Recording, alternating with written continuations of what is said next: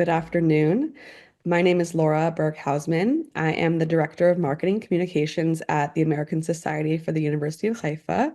We're very appreciative that you've joined us for today's program, which we call The Power of Diplomacy and Storytelling, with Anat Sultan-Dadon, the Consul General of Israel to the Southeastern United States. We're also joined today by American Society of the University of Haifa's board member, Michael Rosen, who will be our moderator for today's session. Before I let Michael formally introduce our special guest today and today's program, I wanted to take this opportunity to welcome supporters of ASUH and University of Haifa. As we kicked off the 2024-2025 academic year just last month against the backdrop of war and uncertainty, we are heartened by the sight of students once again filling the university's halls and hopeful with the continued ceasefire with Hamas. However, our students still face an uncertain road ahead. Many continue to serve in Gaza, while others face the long road to recovery after a year of unimaginable hardship, navigating the lasting effects of living in a conflict zone with no clear end in sight. Despite these unimaginable obstacles, they continue to pursue their education, defying the odds in a time of extraordinary crisis. University of Haifa has done everything possible to provide safety measures, implementing initiatives to help students cope with the emotional and physical toll of living in a war zone. But the truth remains, the need for our support is greater than ever. If you're able to give back to University of Haifa at this time, you can do so at asuh.org/donate. Your support will help our students reclaim some sense of normalcy in the face of overwhelming odds as they continue to balance their education with their service. Thank you for considering. And without further ado, I'm delighted to hand you over to Michael. Thank you, Laura, and welcome everyone to today's very exciting program. And I'm so thrilled to formally introduce today's guest, Anat Sultan-Dadon, who is Consul General of Israel to the Southeastern United States. And we'll a little bit further on understand what that region consists of. Among the commonly invoked 7 fronts of Israel's current war, the diplomatic arena isn't officially one of them. And yet, as the Jewish state's foreign diplomats leverage their posts to tell the nation's story and enhance its global standing, that front is certainly a crucial one. Consul General Sultan-Dadon has been at the forefront of this war. Having joined the Israeli Diplomatic Corps in 2004, Anat has held various positions in the embassies of Israel and Cameroon, Germany, the Netherlands, and Australia, as well as Eurasia and Asia-Pacific divisions of the Ministry of Foreign Affairs in Jerusalem. She earned her BA in Psychology and Education from the Hebrew University of Jerusalem and a master's degree in criminology with high honors at the same institution. In 2020, Consul General Sultan-Dadon was honored by Morehouse College with induction into the Martin Luther King Jr. International College of Ministers and Laity. In her current role in Atlanta, which she assumed in 2019, she has her hands full advancing bilateral relations between Israel and 7 states, including Alabama, Georgia, Kentucky, Mississippi, North Carolina, South Carolina, and Tennessee, a large district and region. What can be done to stymie this wave of anti-Semitism sweeping the globe? And how can Israel find new allies in various communities across the United States? And I know not just the United States, I know we've got a number of people internationally involved in this video, so in your countries as well. And how can Israel find new allies in various communities around the globe, not just the US? During our wide-ranging conversation, Anat will share her insider perspective on that challenge and the others that are inherent in advocating for Israel abroad, especially after the October 7th attacks.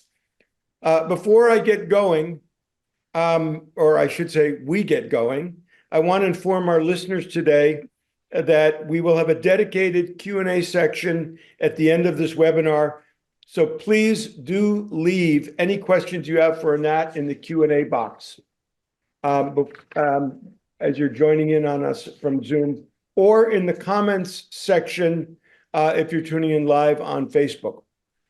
So we're going to start out with a first question for Anat, and here we go. So Anat, in the early days after October 7th, it seemed like the US population was largely sympathetic with Israel's narrative.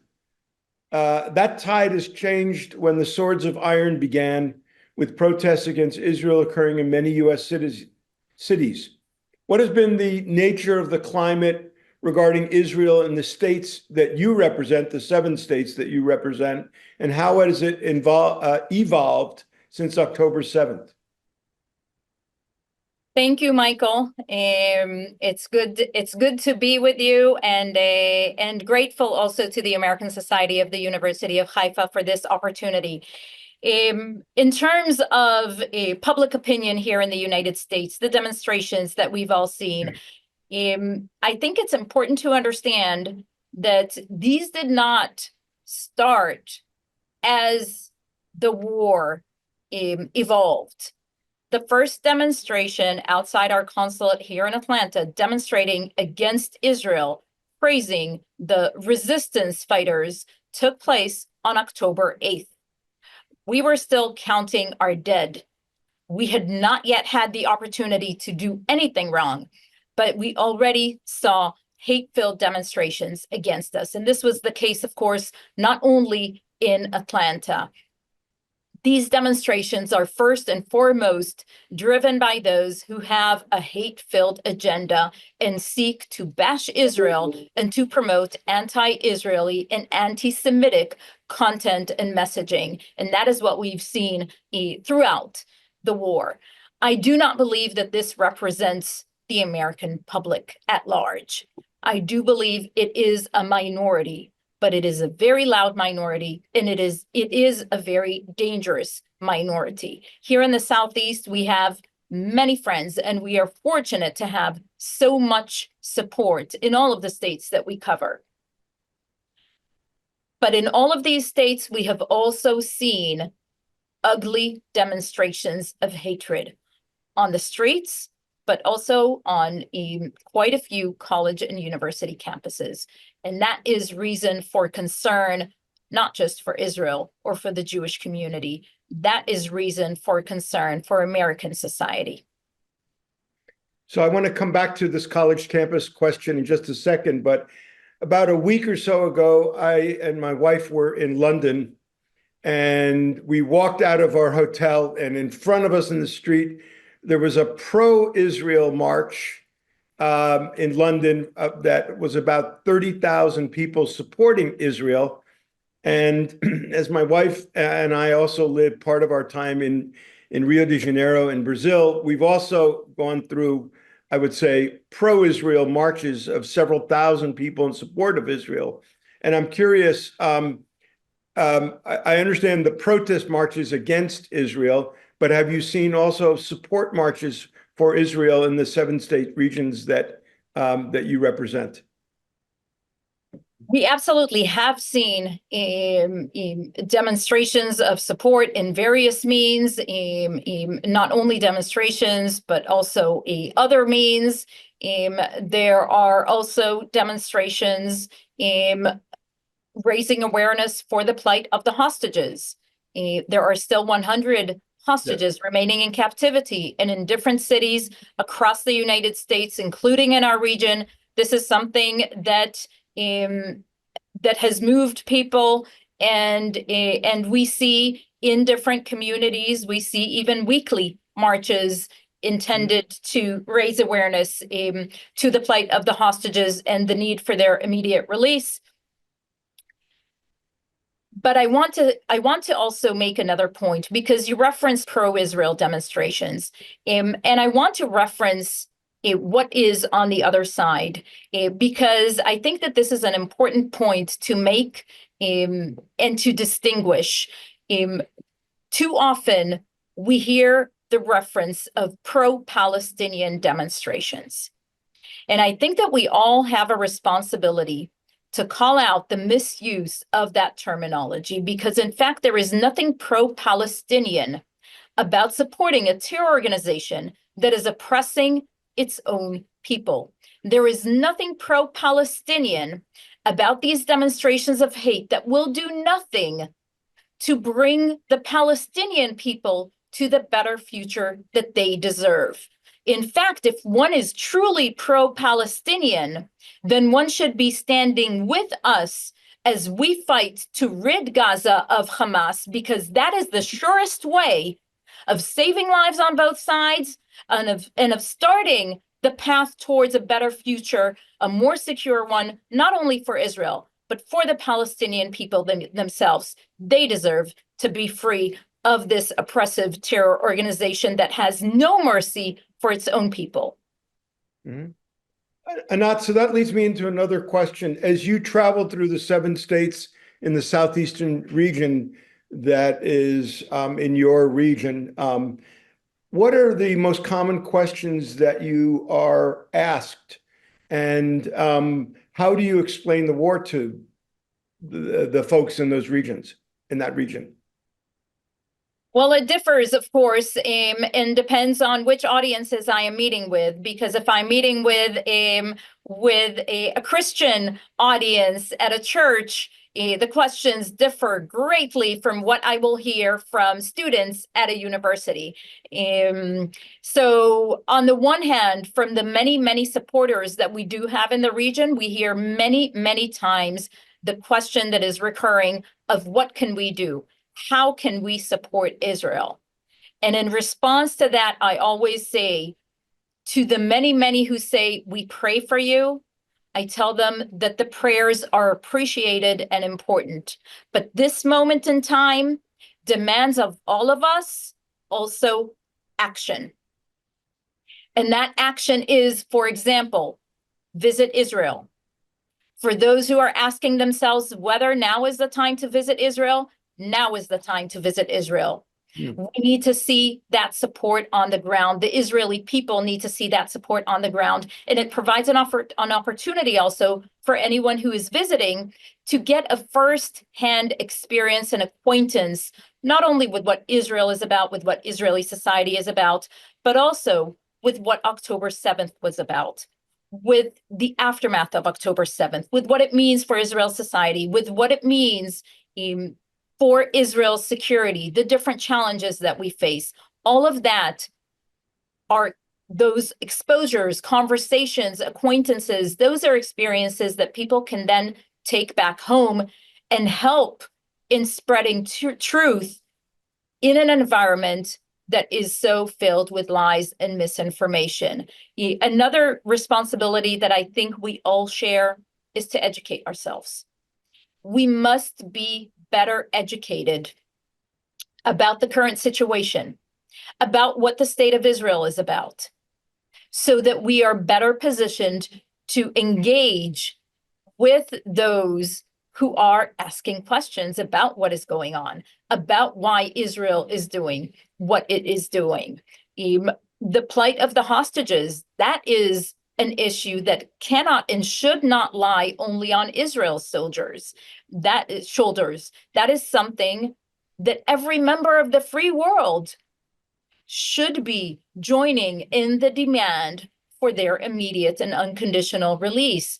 So there are many tangible ways to support Israel right now, and we need all of those. Because I referenced the very loud minority, it is time for that minority to be drowned out by the voice of sanity. And I do believe that there is a majority out there who does not stand for the support of terror, who does stand not only for Israel's right to defend itself against terror, like any sovereign nation has the right and responsibility to do, but who stands against the radical Islamist ideology that is a threat to all of us, to the entire free world, not only to Israel, to America, to American values. And so that is what I say in response to those who support Israel and ask, what can we do?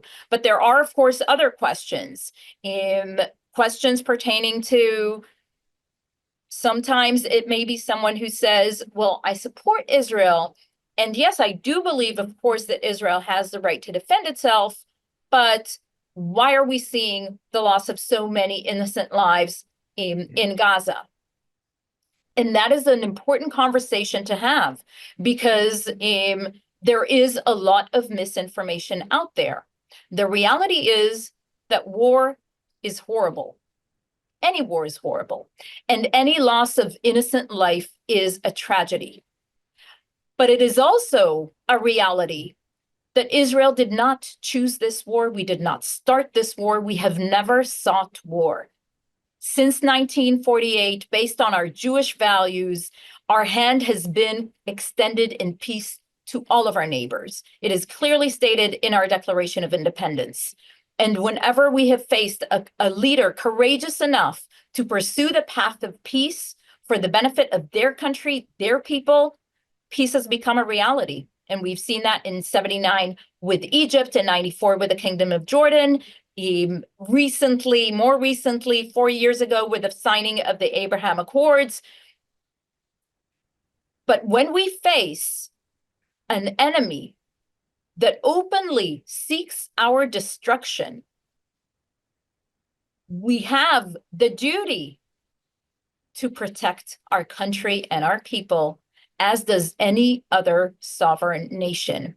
And not only did we face on October 7th the largest massacre of Jews in a single day since the Holocaust, but Hamas leaders stated proudly that they will commit October 7th again and again and again. What nation on earth would allow for that to happen? So we have been acting in order to ensure that we never face another October 7th again, not from our southern border, not from our northern border. And for those who have a genuine concern for the Palestinian people, and there should be a genuine concern for the Palestinian people, I would urge them to point the finger at Hamas, not at Israel, because it is in Hamas's hands to stop the war today. They could lay down their weapons, they could release the hostages, and the war would be over today. And the fact that there are so many fingers being pointed at Israel, rather than being pointed at those who initiated this war and continue to be dedicated to our destruction, if only the fingers had been pointed at them, we would have seen this war over a long time ago. By blaming Israel, who is acting to defend itself, they are only prolonging the suffering of the Palestinian people. The Palestinian people deserve better from the international community as well. So those are some of the questions that I'm asked. But I will say that one of the most significant challenges in general with regards to what is happening is that there is a lot of ignorance. And people are just not familiar with what Israel is about, with what the modern state of Israel is about, with our history, with the history of this conflict, with what this conflict is about. When they see themselves as supporters of the right of the Palestinian people to self-determination, they are not even aware that Israel, even before its establishment, was willing and ready to recognize that right.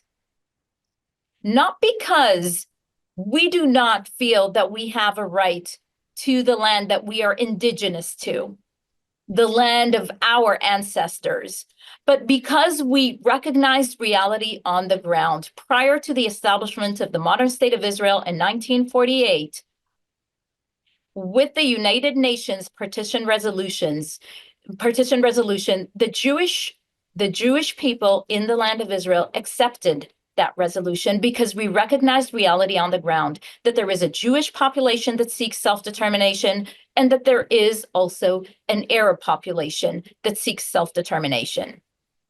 As we know, not only the Arab population on the ground, but the entire Arab world rejected that plan, rejected the possibility of realizing self-determination for that population if it meant also accepting self-determination for the Jewish people.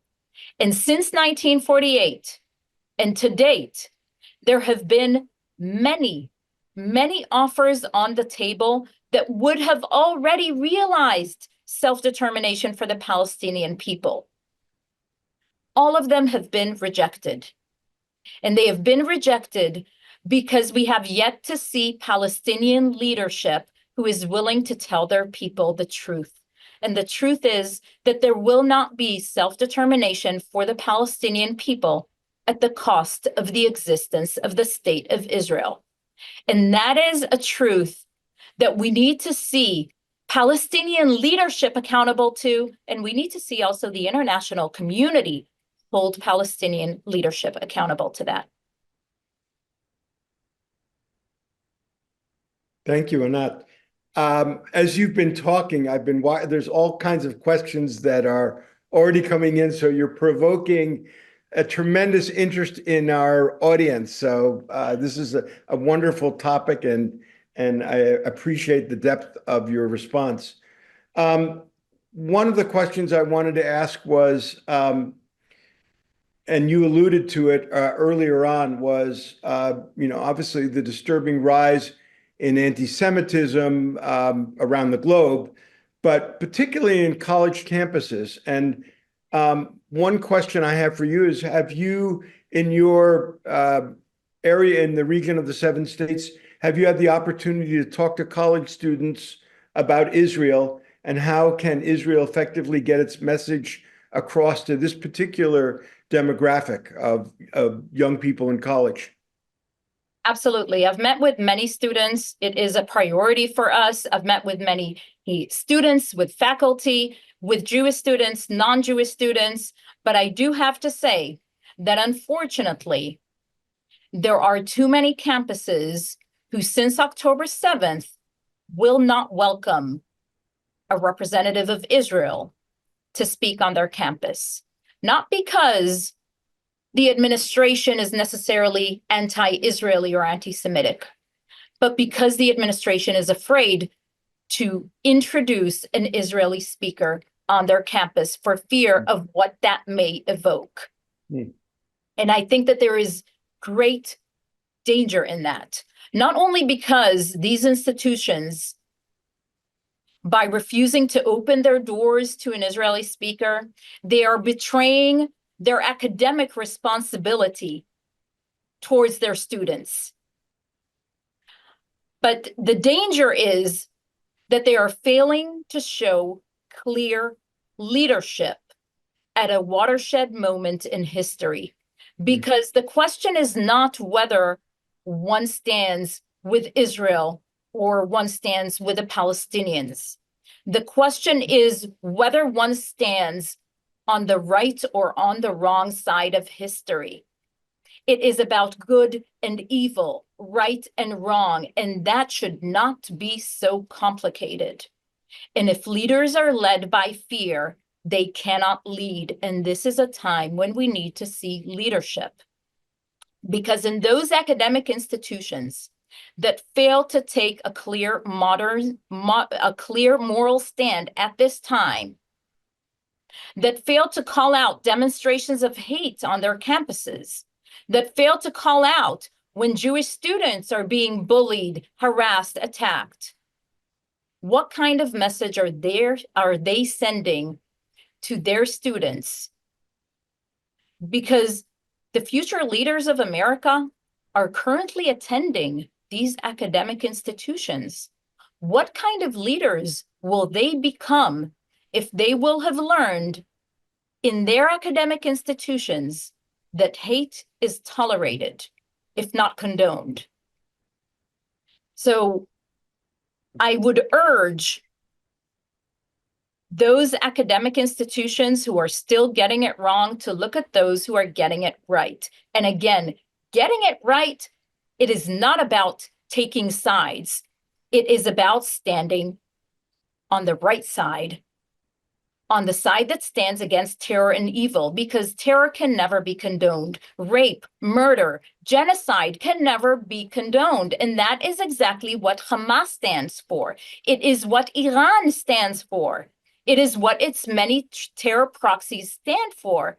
And when they, the Iranian regime, Hamas leaders, Hezbollah leaders, when they publicly commend these demonstrators on college campuses in the United States, one has to ask, what are they actually aligning themselves with? Because if the greatest terrorists on earth are supporting what you are doing, you cannot be standing on the right side of history. So another question that has come up, Anat, when you, in your region, talk to non-Jewish pro-Israel groups, are you hearing concern for the hostages within the 7 states? I mean, there's some of the backdrop of everything that's been going on. The concern for the hostages has kind of dropped down to a lower priority given everything that's going on. And obviously, the hostages are still, there's more than 100 plus hostages still unaccounted for at this point. So again, the question is for the non-Jewish but pro-Israel groups that you have interfaced with, are you hearing concern about the state of the hostages? I think that there is a concern. I think that there is an awareness, and I think that it is far from enough. And it should not just be about the Jewish community or the pro-Israeli community. Every single American should be aware of the fact that there are not only 100 hostages, men, women, and children remaining in brutal captivity in Gaza. There are 7 American citizens among them. It is unfathomable that this is not part of the news in the United States of America every single day. This is not a political issue. It is the most basic human issue, and it is our shared responsibility to call for their release. Just recently, here in our region, in the Southeast region that we cover, the mother of Keith Siegel passed away. Keith Siegel is a North Carolinian American citizen who has been held captive in Gaza for over a year. He was not able to see his mother and say goodbye. She was not able to see her son and say goodbye. He's one of 7 American citizens still in captivity. How is that acceptable? How is that not something that is raised every single day? We continue to work to raise awareness, but I do think it is a shared responsibility that we need to demand of others as well, to call for their release. We cannot rest, and no member of the free world should rest until they are all home. Thank you. Another question. Many minority communities talk about the concept of allyship and the importance of forging alliances with other minorities in order to further amplify their voices. What can the Jewish community do to foster meaningful relationships with other minority communities? I think that the Jewish community has for decades invested in relationships with other communities, in working to see how they can be part of addressing concerns of other communities. It is part of our Jewish values, the value of tikkun olam, of working to make the world a better place. When the Jewish people now are under attack and anti-Semitism is at an all-time high, This is actually the time to ask of others, what can you do and what are you doing to support us? Next month, we will be marking International Holocaust Remembrance Day. On January 27th, it will have been 80 years since the liberation of the Auschwitz extermination camp in Poland. We will hear many, many statements all around the world declaring never again. What do those words mean? And how can one utter these words if one is not actively now working to combat anti-Semitism, because we are living in a time where never again is turning into once again. And I think that this is the time when not only Jews should be asking of other minorities what they are doing at this moment in time. We all should be asking society around us. It is not enough to ask oneself, what would I have done were I living back then in the 40s, in the Holocaust, in the Second World War? The question to be asked today is, what am I doing now? What am I doing now when on a daily basis all around the world, including here in the United States, Jews are being attacked for being Jewish?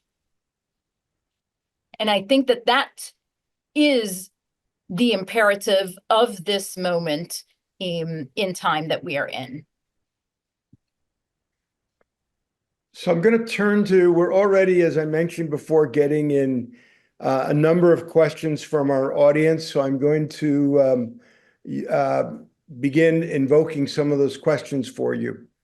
So first question coming in from audiences: most anti-Israel propaganda is not aimed at convincing people, but it mobilizes people who are already biased.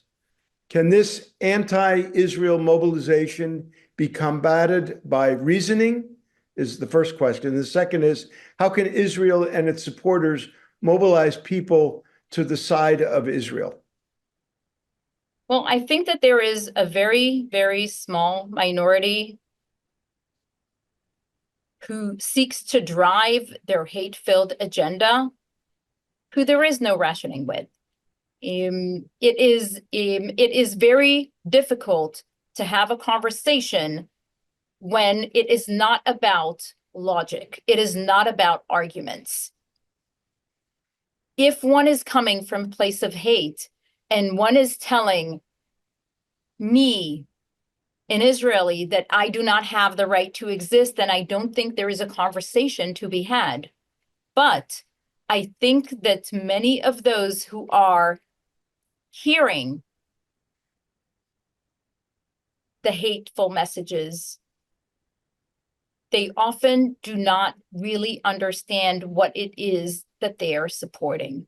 And I think that absolutely there is a place and there is an importance to trying to educate and share with them what it is that they are actually supporting. Because if one supports these demonstrations because one feels like they support human rights, like they support women's rights, LGBTQ rights, the rights of people to self-determination, then standing against Israel and standing with terror is not the way to support those rights.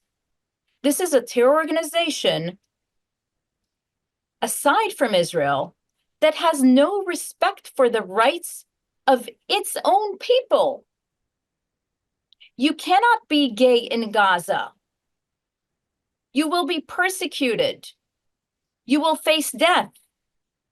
You cannot have full rights as a woman in Gaza.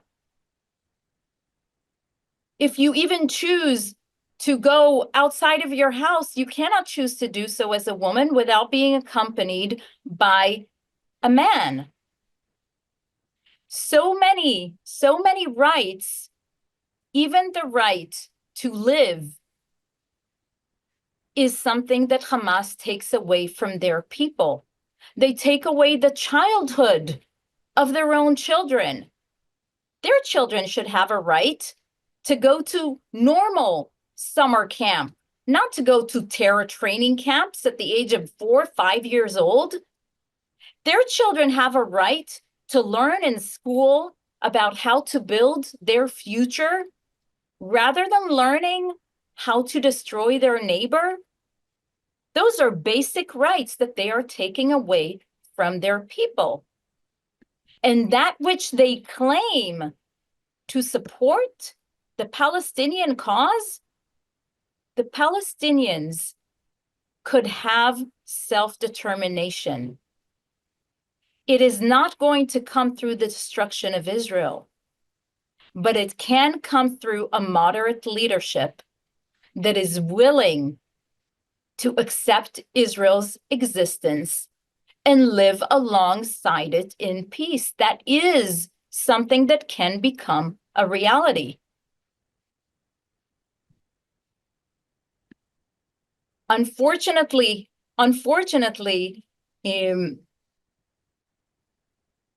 that reality is being driven further away by those who think that they are standing with the Palestinian people. And so I think that it is absolutely worth engaging with people and asking them, you claim to be pro-Palestinian. What does that mean for you? How do you envision a better future for the Palestinian people? I think that it is a conversation that is really, really important to have.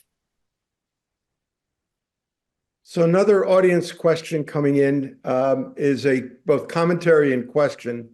And wait, can I add something also to the please go right ahead. You said Sorry. also how can Israel spread its messaging? And Yes. I think it's not only about Israel spreading its messaging. I think that if one has a strong opinion about something that is going on around the world, then one should consume the news about that region from multiple sources, including from the region. There are many, many Israeli news sources available in English. Not all of them of the same opinion, but they can provide a perspective with regards to how Israel views the current developments. Similarly, there are many news outlets from the region. There is an excellent platform, an organization called MEMRI, MEMRI, which translates some of the news and statements coming out of the Arab-speaking and the Persian-speaking media so that it is accessible for those who do not speak Arabic or Persian, but want to learn more about the region from what is being said in the region. And so I think that that is another way of educating oneself about what is going on, not just from the lens of something being processed from America. So talking about information coming out in the media, one of another both statement, commentary, and question is the following, Anat.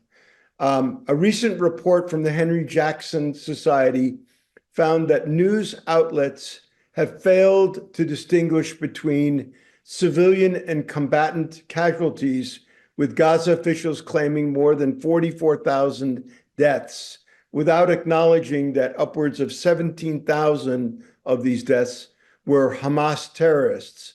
Why is it that the media so often overlooks this fact and relying on manipulated statistics from the Hamas-run health ministry when reporting on the war?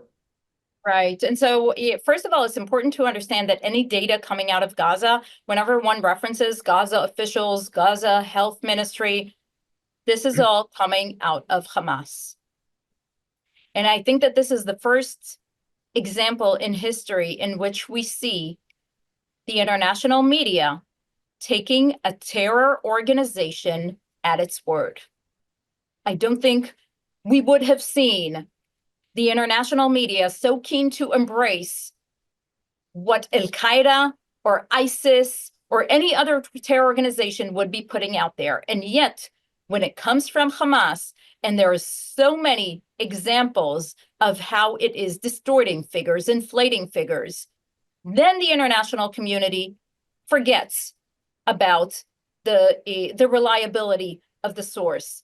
Yes, there are deaths in Gaza because that is the sad reality of war.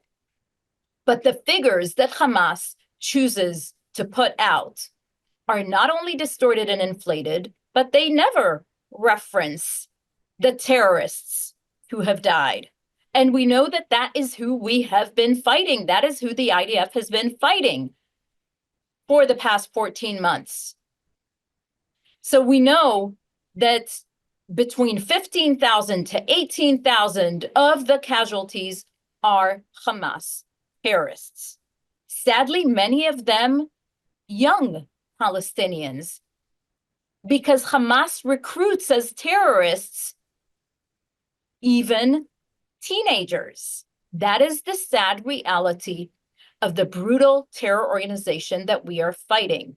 And while the IDF goes to great lengths in order to minimize any harm to uninvolved civilians, we are acting in a reality that Hamas has created when it is doing its utmost exactly in the opposite direction. They are investing every effort that they can in order to maximize the harm to their own civilians, because in their thwarted minds, the more casualties on the Palestinian side, the better it serves their agenda.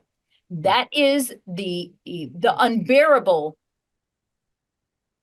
situation which Hamas has intentionally created. This is the war zone that they have created, a war zone in which they are using and abusing schools, hospitals, mosques, residential buildings for their terror infrastructure, for their terror activity, intentionally placing their own civilians in harm's way, intentionally, forcefully using them as human shields in order to ensure that they have the maximum of their people who are hurt.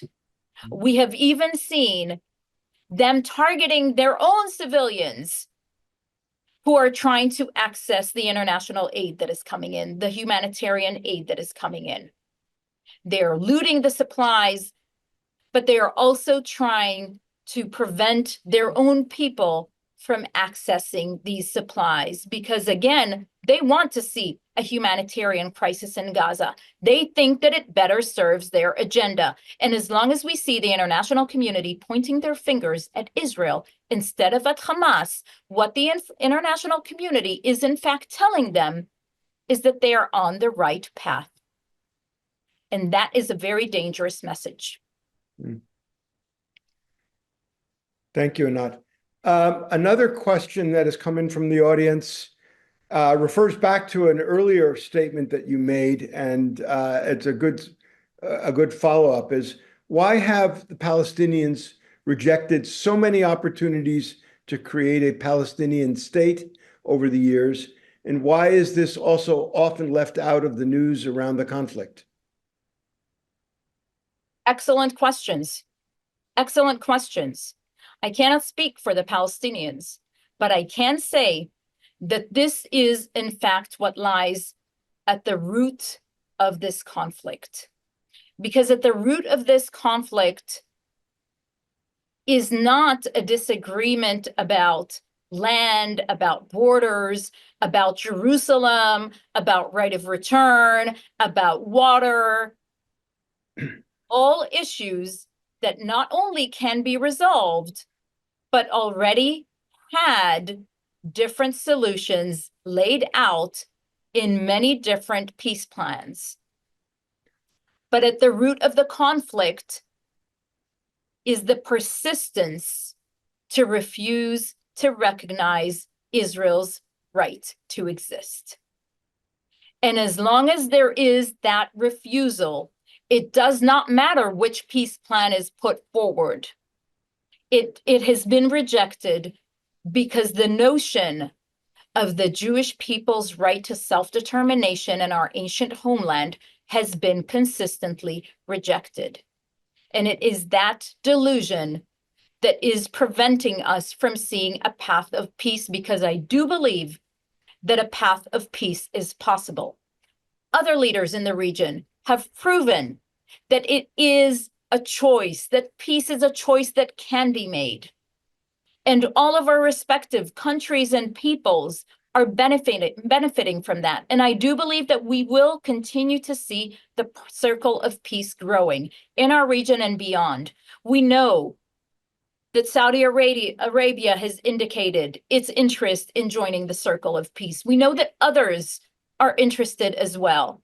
I do not believe that we can stop this momentum, and I do think that we will see more and more leaders making that decision that is for the benefit of their country and their people. But we have yet to see such leadership for the Palestinian people, and this applies to Hamas in Gaza. This applies to the Palestinian Authority as well. It is time for Palestinian leaders to start telling their people the truth and to start dedicating themselves to building a future for the Palestinian people rather than remaining dedicated to the destruction of Israel.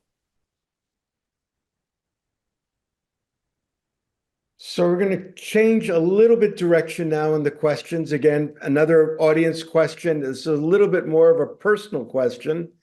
And the question is the following. Israel has over 100 missions around the world, but around 20 of those are headed by women. Why do you think that is? What are the challenges of being a woman diplomat? Well, why that is because we are not there yet.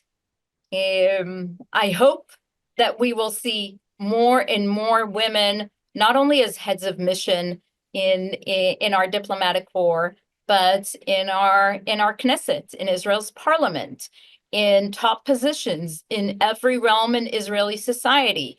We have made a lot of progress, but we are not there yet. It is still a work in progress, still something that we need to intentionally and actively strive towards. The challenges, I would say, are not necessarily unique to Israeli women or to Israeli diplomats.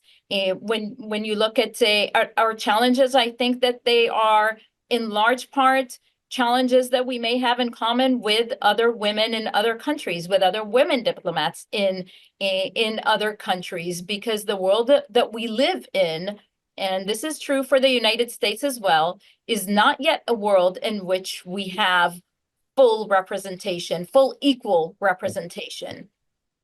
We have many, many brilliant Israeli diplomats, Israeli women diplomats, and I am hopeful that we will see more and more also in top level positions and as heads of mission as well. Thank you. Thank you. Another audience question. What recourse is Israel pursuing to legally confront the Red Cross for denying its services to verify the viability and health services of and for the estimated 100 hostages still in Gaza?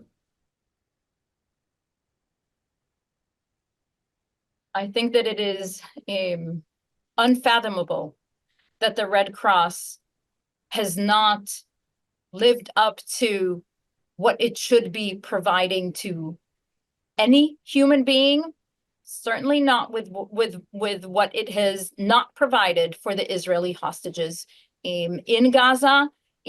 What specific steps Israel is taken is something that I don't have further information on, but I think that there are many, many addresses who should be held accountable for what they are doing, for what they claim to stand for, and for what they are not doing. Another example is international women's organizations. We see so many international women's organizations that claim to stand for the rights of women everywhere. And yet we see that when it comes to Israeli women, they are silent. When it comes to the gender-based violence that specifically targeted Israeli women and girls on October 7th, we see silence. We see a denial of the atrocities committed against Israeli women and girls. We know that the women hostages in captivity are being raped. We have accounts from released hostages of what the women there are going through.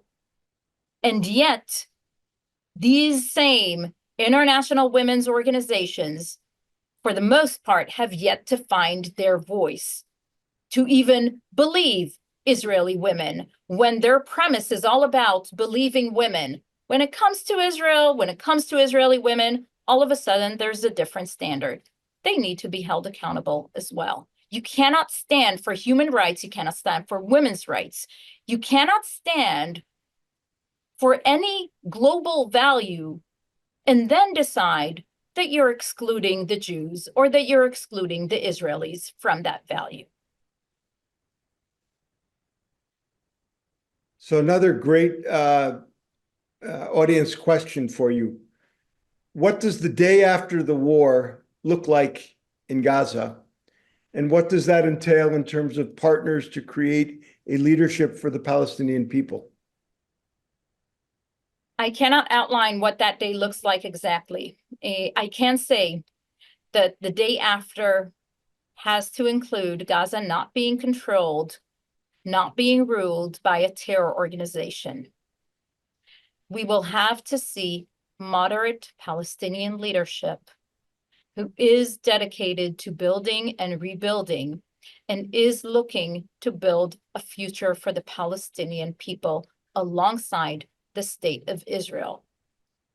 The people of Gaza and the Palestinian people finally deserve a leadership dedicated to their welfare rather than to the destruction of their neighbors. And I think that the international community has an important role to play here, because what we have seen over the years is the international community pouring billions of dollars into Gaza without holding their leadership accountable.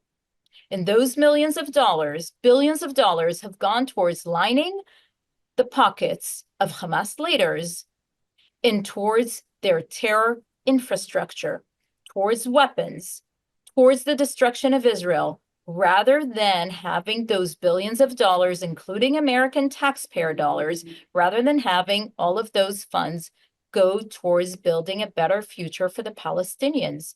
The international community should support the building and rebuilding in Gaza, but they should also start holding accountable what is being done with the funds that are coming in, ensuring that they are actually being used to serve the purpose for which they are meant, and that is for the betterment of the Palestinian people, not for the destruction of Israel.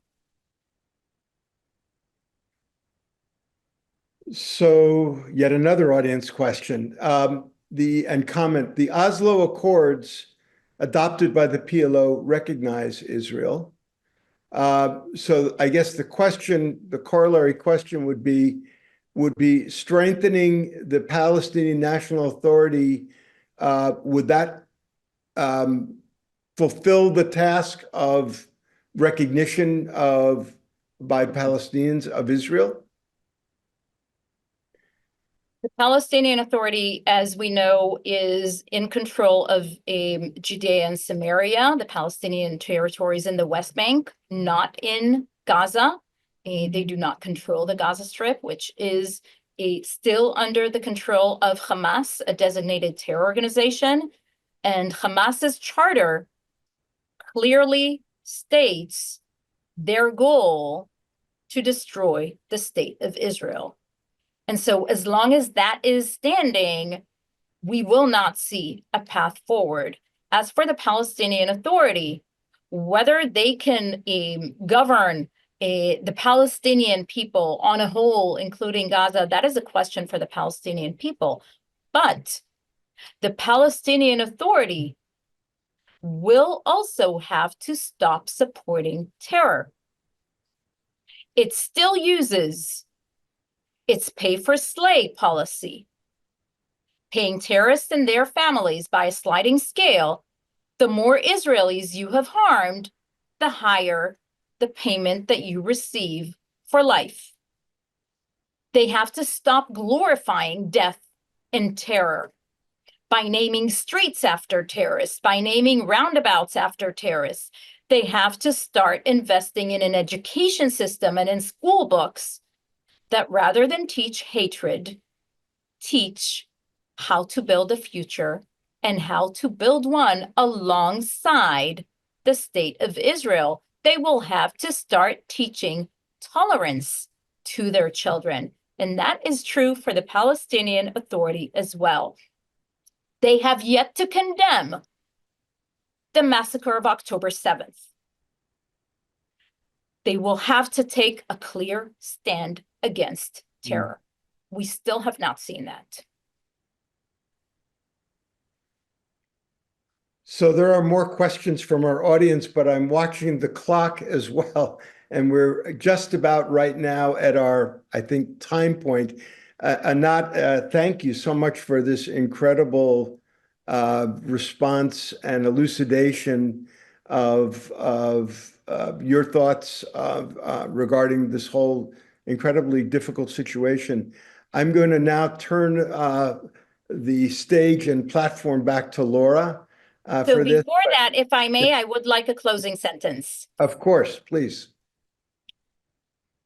We will shortly be celebrating the Jewish people in Israel. We will be celebrating Hanukkah, yes. Our festival of light, in which we will commemorate and remember the miracle of a small, outnumbered Jewish army fighting against those who sought to destroy the Jewish people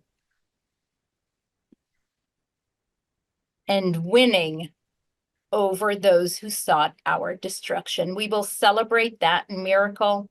And I think that that is the bigger picture that we all need to remember and remind others at this point in time. There is a lot of darkness at this point in time, but we must remember that these are not the first enemies who have sought the destruction of the Jewish people. We have seen many enemies in the past. They are all confined to the pages of history. We remain, and we will continue to remain. We will see this through as well, because the state of Israel is here to stay. And that, I think, is what we must remember and remind others. That is the bigger picture. Thank you. Thank you. I'm glad you got that final word in, because that was incredibly strong and inspirational. And I think you're right. As Hanukkah approaches, that's something to keep in mind. So I just want to thank both of you for that incredible discussion. Anat, you are truly, someone wrote in the chat that you are truly a treasure, and I agree with them. And of course, thank you to everyone who joined today. We do apologize that we didn't get to every question. There was a lot of questions for Anat. So if you have further questions, please send them to us, info@asuh.org. The recording from this webinar will be sent out in a few days. And you can also watch it again on Facebook, which was recorded live there as well. So thank you once again for your participation, your support, and we hope to see you guys next month on our next webinar. Have a great afternoon, evening, morning. Thank you. And I'll say also, feel free to reach out to me, to the consulate, if you have any other questions that you would like for us to address. Thank you. Thank you for this opportunity.